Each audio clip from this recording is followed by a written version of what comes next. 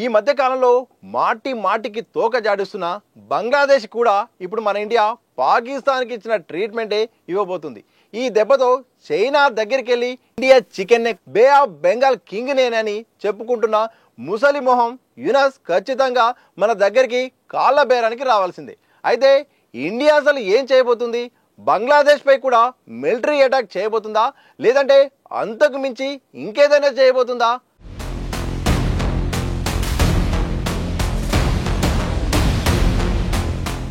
భారత్ ఒకప్పటిలా లేదు. పక్క దేశాలు అంటే నేబరింగ్ కంట్రీస్తో ఇబ్బందులున్నా వాటితో ఎప్పుడు ఫ్రెండ్లీగా బిహేవ్ చేస్తూ, చిన్న దేశాలైనా వాటి మాటకు తగ్గట్లే త్యాగాలు చేస్తూ ఒప్పందాలు చేసుకుంటూ ఉండేది ఒకప్పుడు. కానీ ఇప్పుడున్నది న్యూ ఇండియా. ఫ్రెండ్లీగా ఉన్నంత వరకే ఫ్రెండ్లీ, కొంచెం తోక జాడించావో కత్తిరించి చేతిలో పెట్టడమే ఇప్పుడున్న Indian government strategy. Operation Sindoor టైంలో ఇండియా అదే చేసింది. టెర్రర్ అటాక్ చేయించింది కాక మాతో యుద్ధానికి వస్తే అణుబాంబులేస్తాం అని పాకిస్తాన్ బెదిరించిన వెనక్కి తగ్గకుండా ఆ దేశంలోకి దూరి మరి టెర్రరిస్ట్ స్థావరాలను, ఎయిర్ బేస్లను పేల్చిపారేసింది. దానికంటే ముందే పాకిస్తాన్కి కంప్లీట్ ఫేవర్ చేసే సింధు జలాల ఒప్పందాన్ని క్యాన్సల్ చేసి ఊహించని షాక్ ఇచ్చింది. కరెక్ట్గా చెప్పాలంటే ఆపరేషన్ సింధూర్ ద్వారా ఇండియా పాకిస్తాన్ కొట్టిన దెబ్బ కంటే 100 రెట్లు ఇంపాక్ట్ సింధు జలాల ఒప్పందం క్యాన్సల్ వల్లే పాకిస్తాన్ అనుభవిస్తుంది. ఆల్రెడీ అక్కడ జలాశయాల్లో నీళ్లు అడుగుకు చేరుకున్నాయి. ముఖ్యంగా మే నుండి ఆగస్టు మధ్యలో పాకిస్తాన్లో పంటలు పండిస్తారు. ఈ పంటల కోసం ఎండాకాలంలో నీళ్లు తక్కువగా ఉన్న సింధు నది ఒప్పందం ప్రకారం ఇండియన్ గవర్నమెంట్ పాకిస్తాన్కు నీళ్లు ఇవ్వాల్సి వచ్చేది. కానీ ఇప్పుడు ఆ ఒప్పందం క్యాన్సిల్ కావడంతో ఇండియా నీళ్లు వదలలేదు. దానివల్ల పాకిస్తాన్లో ఈసారి వ్యవసాయం దారుణంగా పడిపోయింది. లాస్ట్ ఇయర్తో కంపేర్ చేస్తే డ్యామ్లలో వాటర్ 21% దిగువకు చేరుకున్నాయి.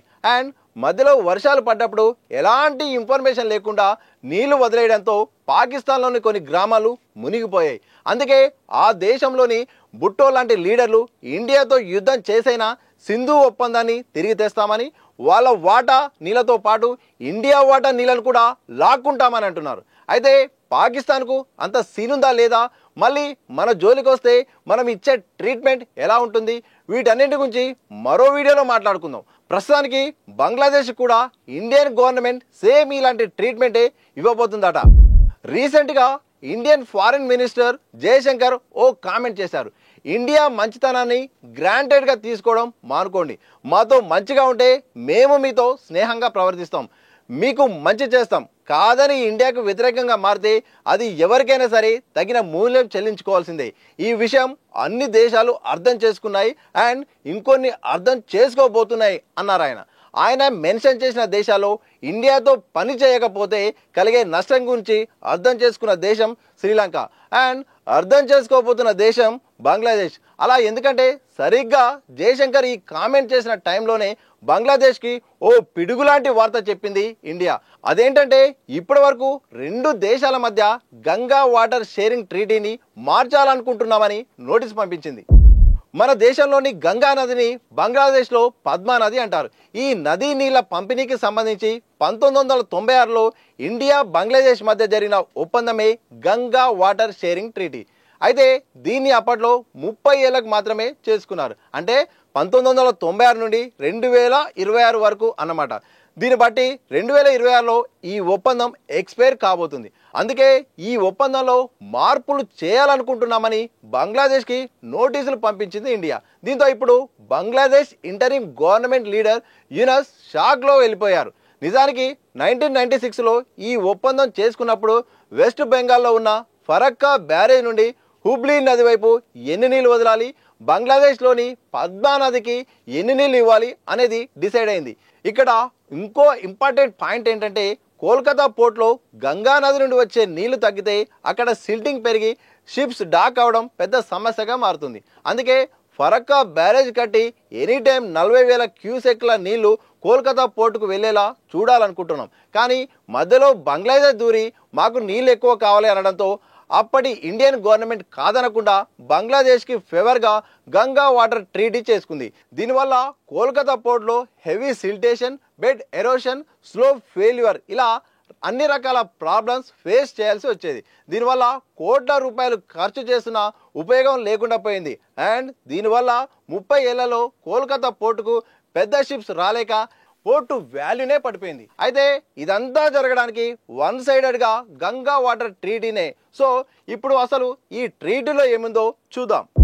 గంగా వాటర్ ట్రీటీ ప్రకారం ఒకవేళ ఫరక్కా బరేజ్లో 70,000 క్యూసెక్ల నీళ్లు వస్తే అందులో హూబ్లీకి 35,000 క్యూసెక్లు, బంగ్లాదేశ్కు 35,000 క్యూసెక్ల నీళ్లు ఇవ్వాలి. అంటే కోల్కతా పోర్టుకు కావలసిన 40,000 క్యూసెక్లు అవసరం లేదని వదిలేశామన్నమాట. అదే ఒకవేళ 80 లేదా 90,000 క్యూసెక్ల నీళ్ళు వస్తే అందులో ఇండియా కేవలం 40,000 క్యూసెక్లు మాత్రమే తీసుకొని మిగిలినవి బంగ్లాదేశ్కు ఇచ్చేయాలి. దీనికి తోడు లీన్ పీరియడ్ అంటే మార్చి నుండి మే మధ్య కాలంలో అంటే ఎండాకాలంలో గంగా నదిలో నీళ్లు తక్కువగా ఉండే టైం అన్నమాట. అయితే వాటర్ ఫ్లో తక్కువగా ఉన్న ఈ ఒప్పందం ప్రకారం ఈ నీళ్లను ఇండియా బంగ్లాదేశ్తో సమానంగా పంచుకోవాలి. అంటే ఆలోచించండి, నీళ్లు తక్కువగా వచ్చినా బంగ్లాదేశ్కే ప్రాఫిట్, ఇండియాకు లాస్. అలాగే ఒకవేళ నీళ్లు ఎక్కువగా వచ్చినా బంగ్లాదేశ్కే ప్రాఫిట్ అండ్ ఇండియాకే లాస్ తప్పదన్నమాట. ఇలా ఈ ట్రీటీ కంప్లీట్గా వన్ సైడెడ్గా ఉంది. అయితే ఇంత వన్ సైడెడ్గా బంగ్లాదేశ్కు గంగా నీళ్ళని త్యాగం చేసి మన సొంత కోల్కతా పోర్టును దెబ్బతీసుకుంటున్న బంగ్లాదేశ్ మాత్రం ఈ నీళ్ళని వాళ్ళ హక్కుగా ఫీల్ అవుతూ ఇండియా సాక్రిఫైస్ని గ్రాంటెడ్గా తీసుకుంటుంది. అయినా భారత్ పట్టించుకోలేదు. కానీ ఈ మధ్యకాలంలో షేక్ హసీనా ప్రభుత్వాన్ని కూల్చేసి మధ్యంతర సుప్రీంగా మారిన యూనస్ కంప్లీట్గా యాంటీ ఇండియన్గా మారడమే కాకుండా ప్రో పాకిస్తాన్గా మారిపోయాడు. ఇండియాకు వ్యతిరేకంగా మాట్లాడుతూ ఇండియా చికెన్నే కట్ చేసి నార్త్ ఈస్టర్న్ ఇండియన్ స్టేట్ని ఇండియా నుండి వేరు చేస్తామని కూతలు కూస్తున్నాడు. చైనాలో కూర్చొని బంగాళాఖాతం మొత్తానికి మేమే గార్డియన్స్ అని వాగుతున్నాడు. సో మరి ఇండియాకు వ్యతిరేకంగా పనిచేస్తున్నప్పుడు దానికి తగ్గట్లు మూల్యం చెల్లించుకోవాలి కదా. అందుకే ఇప్పుడు ఇండియన్ గవర్నమెంట్ గంగా వాటర్ ట్రీటీలో మార్పులు చేయడానికి రెడీ అయింది. మరి ఈ మార్పులు ఎలా ఉండబోతున్నాయి? గంగా వాటర్ ట్రీటీలో ఇండియన్ గవర్నమెంట్ ముఖ్యంగా కొన్ని మార్పులు చేయబోతుంది. అందులో ఫస్ట్ది 2026లో రెన్యువల్ చేయబోతున్న ట్రీటీకి 30 ఏళ్ల వ్యాలిడిటీ ఉండదు. కేవలం 10 నుండి 15 ఏళ్ల వ్యాలిడిటీ మాత్రమే ఉంటుంది. అంతేకాకుండా లీన్ పీరియడ్లో ఇండియా ఎక్కువ నీళ్లు తీసుకుంటుంది. అయితే లీన్ పీరియడ్లో బంగ్లాదేశ్ ఇప్పటి వరకు ఎక్కువ నీళ్లు తీసుకుంటూ పెద్ద మొత్తంలో రైస్, వెజిటేబుల్ పండించడంతో పాటు హంసాఫిష్ల పెంపకాన్ని ఫుల్ ఫ్లెడ్జ్గా చేసుకుంటూ వస్తుంది. కానీ ఇప్పుడు ఇండియా ఒకవేళ ఈ లీన్ పీరియడ్లో నీళ్ల ఫ్లో తగ్గించేస్తే బంగ్లాదేశ్ భయంకరమైన వాటర్ స్కేర్సిటీ ఫేస్ చేయాల్సి వస్తుంది. మరి దానికి బంగ్లాదేశ్ రెడీగా ఉందా అనేది ఇప్పుడు పెద్ద ప్రశ్న. అండ్ అలాగే ఈ ట్రీటీలో నెగోషియేషన్స్ ఎలా జరుగుతాయో కూడా చూడాలి. అయితే ఈ మార్పులు జరిగితే మాత్రం మన కోల్కతా పోర్ట్ ఇప్పుడున్న అన్ని ప్రాబ్లమ్స్ నుండి బయటపడి వితిన్ ఇయర్స్లో మళ్ళీ అద్భుతంగా డెవలప్ అవుతుంది.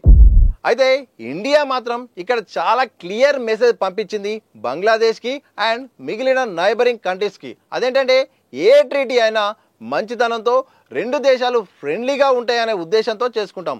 ముఖ్యంగా లోయర్ రిపేరియన్ కంట్రీస్ అంటే ఈ ట్రీటీ ఏ దేశానికి ఎక్కువ అవసరమో ఆ దేశాలు, అప్పర్ రిపేరియన్ కంట్రీస్ అంటే ఏ దేశాలైతే మంచితనంతో ఈ ఒప్పందాలు చేసుకుంటున్నాయో వాటితో ఆ ఫ్రెండ్లీనెస్ కాపాడుకోవడానికి అనుక్షణం ప్రయత్నించాలి. అలా కాదని ఎదురు తిరిగితే ఎంతకాలం మేము మాత్రం త్యాగాలు చేసుకుంటూ ఉంటాం, మీరు మా వాల్యూని గౌరవించకపోతే మేము కూడా మీకు వాల్యూ ఇచ్చేది లేదు అని ఇండియా క్లియర్గా బంగ్లాదేశ్ లాంటి రోగ్ నైబర్స్కి చెప్పేసింది. మరి చూడాలి ఈ ట్రీటీ నెగోషియేషన్స్లో బంగ్లాదేశ్ ఏం చేస్తుంది అండ్ ఇండియా బంగ్లాదేశ్పై ఎలాంటి ఒత్తిడి తీసుకొస్తుంది. మరి మీరేమంటారు? బంగ్లాదేశ్కి మనం ఎక్కువ గంగా నీళ్లు ఇవ్వాలంటారా, లేదంటే ఈ ఒప్పందాన్ని మనకు ఫేవర్గా మార్చుకోవాలంటారా? ఇండియన్ గవర్నమెంట్ స్టాన్స్ పై మీ ఒపీనియన్ ఏంటి? కామెంట్ చేసి చెప్పండి.